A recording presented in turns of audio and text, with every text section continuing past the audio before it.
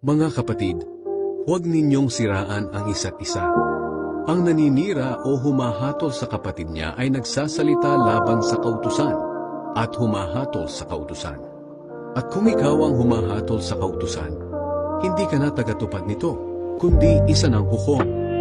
Ngunit ang Diyos lang ang nagbigay ng kautusan at siya lamang ang hukom.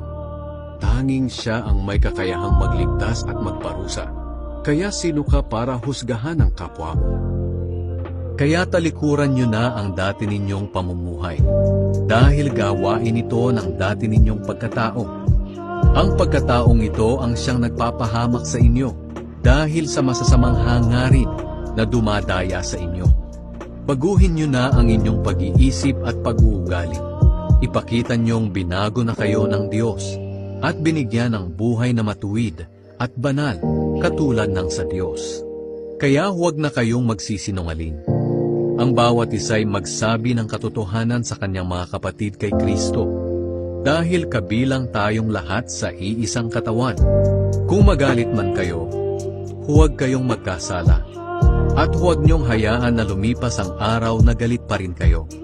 Huwag ninyong bigyan ng pagkakataon si Satanas,